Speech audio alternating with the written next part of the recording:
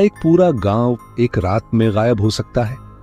राजस्थान के जैसलमेर में थार के रेगिस्तान के बीच खड़ा है कुलधरा, जहां चीज की एक काली रात को 1300 लोग रातों रात गायब हो गए और जाते जाते ऐसा श्राप दे गए कि आज 200 साल बाद भी वहां कोई नहीं रह सकता।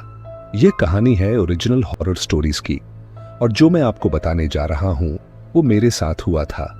एक ऐसी रात जो मैं कभी नहीं भूल सकता। सन 1291 में पालीवाल ब्राह्मणों ने इस गांव को बसाया था। वे बहुत समृद्ध थे, खेती में माहिर थे, रेगिस्तान में भी उन्होंने हरियाली उगा दी थी। कुलधरा सिर्फ एक गांव नहीं बल्कि 84 गांवों का केंद्र था। यहां की गलियों में हर शाम दिए जलते थे, मंदिर में घंटियां बजती थीं, औरतें कुएं से पानी भरती थीं और उनकी चूड़ियों की खनक दूर तक सुनाई देती थी। बच्चे गलियों में खेलते थे, बूढ़े चौपाल पर बैठकर कहानियां सुनाते थे। थार की गर्म हवाओं के बीच यह गांव एक नखलिस्तान था, लेकिन कौन सी आपदा आई कि यह सब एक रात में मिट गया।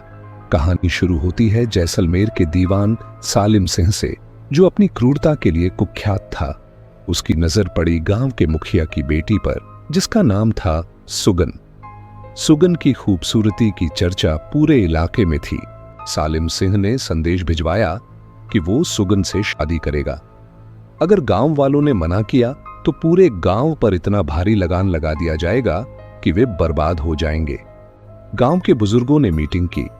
उन्होंने फैसला किया कि वे अपनी बेटी को उस क्रूर दीवान को नहीं देंगे, लेकिन वे यह भी जानते थे कि अगर वे रुके तो उन्हें मार दिया जाएगा। तो उन्होंने एक खौफनाक फैसला लिया। क्या कोई गांव सच में पूरा का पूरा गायब हो सकता है? 19 अगस्त 1825 की रात अमावस्या की काली रात थी। गांव के सभी 1300 लोगों ने मंदिर में इकट्ठा होकर एक अंतिम पूजा की। उन्होंने तय किया कि वे सब मिलकर गांव छोड़ देंगे, लेकिन जाते जाते ऐसा श्राप देंगे कि यहां कभी कोई बस नहीं पाएगा। पुजारी ने मंत्र पढ़े, औरतों ने अपने सिंदूर उतार दिए, पुरुषों ने अपनी तलवारें तोड़ दी। कहते हैं उस रात रेगिस्तान में इतनी तेज आंधी चली कि आसमान लाल हो गया। सुबह जब सालिम सिंह के सिपाही गांव पहुंचे तो वहां एक भी इंसान नहीं था। घरों में खाना बना हुआ था, दिए जल रहे थे, लेकिन लोग गायब थे। जमीन पर एक संदेश लिखा था खून से, जो भी यहां रहने की कोशिश करेगा उसे वही हश्र होगा जो हमें हुआ। क्या वे लोग सच में मर गए थे या कहीं और चले गए? इसके बाद से अजीब घटनाएं होने लगीं। जिसने भी यहां रहने की कोशिश की उसकी मौत हो गई। कुछ को रात में सुनाई देता था, यहां से चले जाओ। कुछ लोगों ने बताया कि उन्हें रात में दिए जलते दिखते हैं, लेकिन पास जाने पर कुछ नहीं होता। चूड़ियों की खनक सुनाई देती है, बच्चों के खेलने की आवाज आती है, लेकिन वहां सन्नाटा होता है। आज भी सरकार ने यहां रात बिताना गैर कानूनी घोषित कर रखा है। क्या वे 1300 आत्माएं अब भी यहां भटक रही हैं? मैं आपको 2 ऐसी घटनाओं के बारे में बताता हूं जो सुनकर रोंगटे खड़े हो जाएंगे। 1995 में एक पुरातत्वविद टीम यहां रिसर्च के लिए आई थी। उन्होंने रात रुकने का फैसला किया। रात के करीब 11 बजे उन्हें पायल की आवाज सुनाई दी, बहुत साफ, जैसे कोई उनके बगल से गुजर रहा हो। उन्होंने टॉर्च जलाई, कोई नहीं था। फिर उन्हें एक औरत के रोने की आवाज आई। आवाज एक टूटे घर से आ रही थी। जब वे वहां पहुंचे तो उन्हें जमीन पर एक चूड़ी मिली जो अभी अभी टूटी थी, लेकिन उस पर धूल नहीं थी। एक सदस्य ने उसे उठाया और उसी पल उसके हाथ में तेज जलन महसूस हुई। जब उसने हाथ देखा तो उस पर लाल निशान थे, जैसे किसी ने नाखूनों से पकड़ा हो। फिर उन्हें आवाजें सुनाई दी, बहुत सारी आवाजें, सब एक साथ। छोड़ दो, यह हमारी है। वे घबरा कर भागे और सुबह तक गांव से बाहर रहे। क्या कोई उस चूड़ी की मालकिन थी जो अब भी वहां है? दूसरी घटना और भी भयानक है। 2008 में मुंबई से एक ग्रुप एडवेंचर के लिए यहां आया था। उनमें 5 दोस्त थे। उन्होंने सोचा कि यह सब अंधविश्वास है। उन्होंने रात में गांव के मुख्य मंदिर में कैंप लगाया।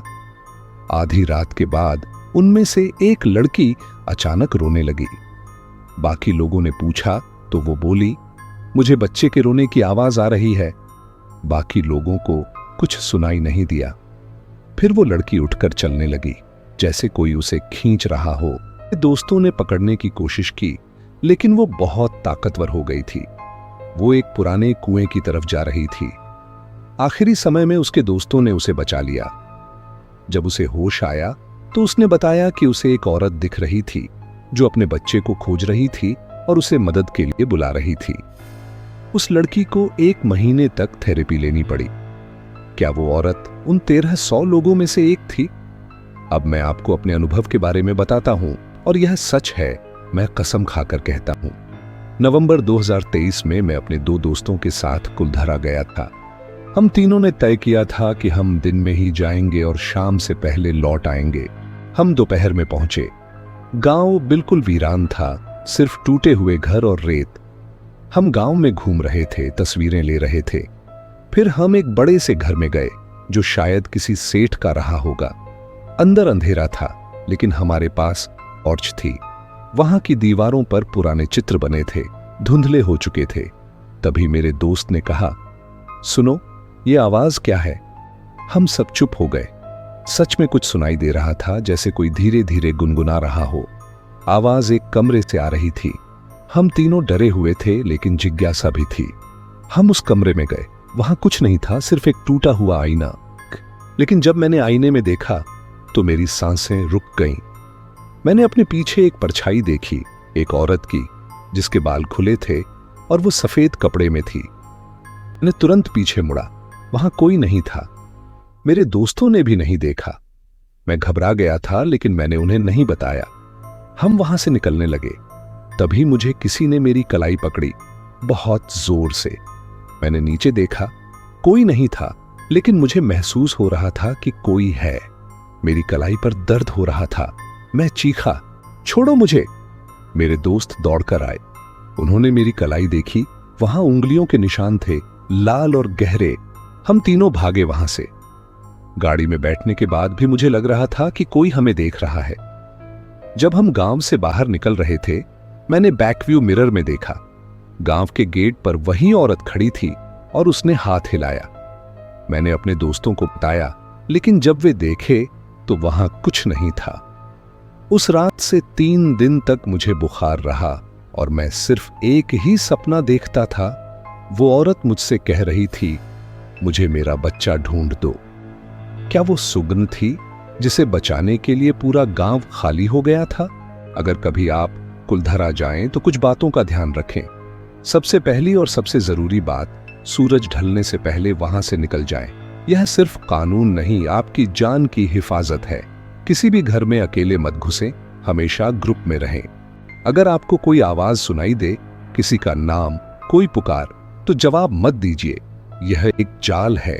कोई चीज उठाकर मत लाइए, चाहे वो कितनी भी पुरानी या दिलचस्प क्यों न लगे। वहां की हर चीज उन आत्माओं से जुड़ी है। अगर आपको ऐसा लगे कि कोई आपको छू रहा है या आपका पीछा कर रहा है, तो पीछे मुड़कर मत देखें, बस तेजी से बाहर निकल आएं। हमारे बुजुर्ग कहते थे कि ऐसी जगहों पर जाने से पहले हनुमान जी का ध्यान करना चाहिए। अपने गले में लाल धागा या कोई तावीज जरूर पहने। और सबसे जरूरी, अगर आप वहां तस्वीरें खींच रहे हैं तो फोटो को तुरंत चेक कर लें। अगर कुछ अजीब दिखे तो उसे डिलीट कर दें और वहां से तुरंत निकल जाएं। आईने या किसी चमकदार सतह में अपने पीछे मत देखें, क्योंकि वहां आप कुछ ऐसा देख सकते हैं जो आपको देखना नहीं चाहिए। कुलधरा की कहानी आज भी अधूरी है। अगर आपको यह कहानी अच्छी लगी और आपको लगा कि यह सच है, तो लाइक करना न भूलें। यह मुझे ऐसी रहस्यमय जगहों पर जाने और सच बताने की हिम्मत देता है। इस कहानी को शेयर करें ताकि जो लोग कुलधरा जाने की सोच रहे हैं वे सावधान रहें और खुद को बचा सकें। ओरिजिनल हॉरर स्टोरीज के साथ जुड़े रहने के लिए सब्सक्राइब जरूर करें, क्योंकि अगली कहानी और भी खौफनाक होगी। बेल आइकन दबाएं ताकि जब भी मैं कोई नया रहस्य खोलूं, आप सबसे पहले जान सकें। और हाइप बटन को दबाकर बताएं कि आप किस जगह का सच जानना चाहते हैं, क्या भारत या विदेश। लेकिन कुछ सवाल अब भी अनुत्तरित हैं। वो 1300 लोग गए कहां? क्या वे सच में मर गए या किसी दूसरी जगह जाकर बस गए? और अगर वे मर गए तो उनकी लाशें कहां हैं? कुछ लोग कहते हैं कि रेगिस्तान में एक गुप्त रास्ता है जहां उन सबको दफनाया गया था। कुछ कहते हैं कि दीवान सालिम सिंह ने उन सबको मार दिया और रेत में दफना दिया। सबसे डरावनी बात, मेरी कलाई पर जो निशान थे वे 1 हफ्ते तक नहीं गए, और जब वे गए तो उनकी जगह एक छोटा सा निशान रह गया जो आज भी है। क्या उस औरत ने मुझे निशान दिया था? और वो बच्चा कौन था जिसे वो ढूंढ रहती है? क्या सुगन का बच्चा था या किसी और का? अगली बार मैं आपको ले चलूंगा एक ऐसी जगह जो भारत में नहीं बल्कि मिस्र के काहिरा में है। गीजा के पिरामिड, जिन्हें दुनिया के 7 अजूबों में गिना जाता है। लेकिन क्या आप जानते हैं कि इन पिरामिडों को बनाने में लाखों गुलामों की जान गई थी? उनकी चीखें आज भी उन पत्थरों में कैद हैं। रात में वहां से अजीब आवाजें आती हैं। लोगों ने फिरौन के भूतों को देखा है। और सबसे रहस्यमय बात, जो भी फिरौन की कब्र खोलता है उसकी मौत हो जाती है। इसे कहते हैं फिरौन का श्राप। क्या यह सच है? अगली कहानी में मिलेंगे। तब तक के लिए अपना ख्याल रखिए और याद रखिए, दुनिया में कुछ जगहें ऐसी हैं जहां मरे हुए लोग कभी नहीं मरते। ये थी ओरिजिनल हॉरर स्टोरीज, और सच मानिए ये सब सच है।